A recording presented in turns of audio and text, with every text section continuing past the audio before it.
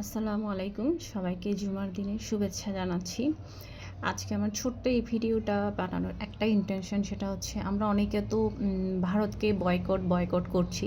তো শুধুমাত্র ভারতীয় প্রোডাক্টকে বয়কট করলে হবে না, আমাদেরকে ভারতের সাথে রিলেটেড সব কিছুকেই বয়কট করতে হবে। যেমন যেগুলো থেকে তাদের দেশে আমাদের দেশে টাকা চলে যায়, আর তাদের আর্নিং হয়, লাইক কি তাদের বিভিন্ন বিশেষ করে মেয়েরা, আমরা যারা ইন্ডিয়ান কাপড়ের পছন্দ করি, সেটা ছেলেরাও পছন্দ করে। যেমন অনেক ইন্ডিয়ান ক্লথিং ব্র্যান্ড আমাদের এখানে আছে। তো আমরা যখন এগুলো কিনি, অটোমেটিক্যালি কিন্তু আমরা তাদেরকে তাদের অর্থনীতি গড়ে তোলার জন্য ইনডাইরেক্টলি সাহায্য করছি। সো আমরা এখন থেকে চেষ্টা করব তাদেরকে সর্বস্তরে বয়কট করার জন্য। আরেকটা জিনিস, সেটা হচ্ছে আমার খুব অ্যাজ এ মুসলিম হিসেবে খুব ক্ষোভ প্রকাশ পাচ্ছে, সেটা হচ্ছে ইন্ডিয়ার যে আমরা তাদের নায়কগুলোর যে অনেক ভক্ত, লাইক সালমান খান, আমির খান, সাইফ আলি খান, আপনারা দেখেন তাদের কিন্তু শাহরুখ খান, নাম করা সব নায়কগুলো, তারা সবাই কিন্তু মুসলিম। কিন্তু তাদের দেশে মুসলিমরা যেভাবে নির্যাতিত হচ্ছে, এখানে তাদের কোনো ভূমিকাই আমি দেখতে পাচ্ছি না।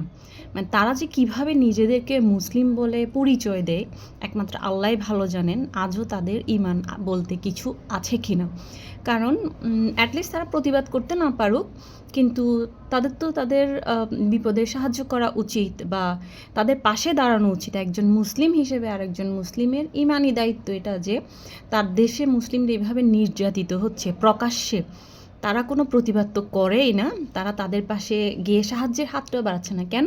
শুধুমাত্র তাদের জনপ্রিয়তা কমে যাবে বলে। তাহলে এমন মানুষগুলোর প্রতি আমাদের তাদের ভক্তি দেখানো, তাদের প্রতি ভক্তি দেখানোটাকে আমাদের মানায়? তাদেরকে তাদের প্রতি আমাদের ভক্তি দেখানো মানে আমরা আমাদের নির্যাতিত মুসলিম ভাই বোনদের প্রতি অবিচার করছি।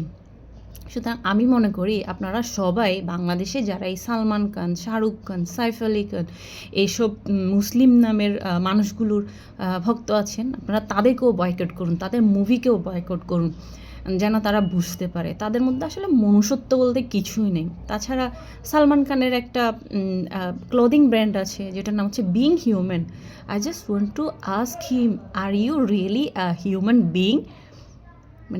আপনি কি নিজে একজন মানুষ, একজন মুসলিম হয়ে যার মুসলিমের প্রতি কোনো দরদ নেই, কোনো প্রতিবাদ নেই, তার মুখে বিং হিউম্যান এই ধরনের ডায়লগ বা ক্লদিং ব্র্যান্ডে এই ধরনের লাইন ব্যবহার করা মোটেও মানায় না।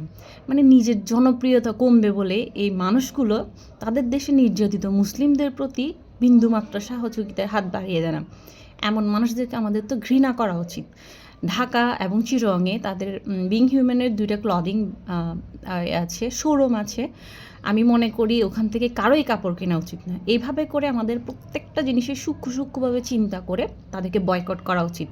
যে নিজে মুসলিম হয়ে আরেকজন মুসলিমের বিপদে দাঁড়ায় না, তার শোরুম থেকে আমি কেন কাপড় কিনবো? কেন আমি আমার দেশের টাকাটাকে তার দেশে পাঠানোর চেষ্টা করব?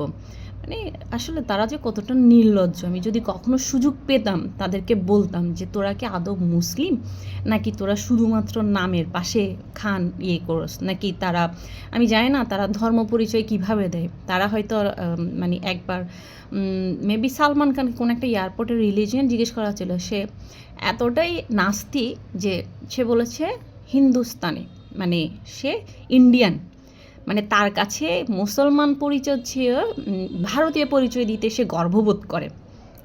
সি। আর আমরা এমন মানুষগুলোকে অনুসরণ করি, তাদের ফ্যাশনকে অনুসরণ করি, তাদের শোরুম থেকে গিয়ে কাপড় কিনি, তাদের জন্য আমরা একেবারে ফিদা হয়ে যাই তাদের মুভি দেখার জন্য।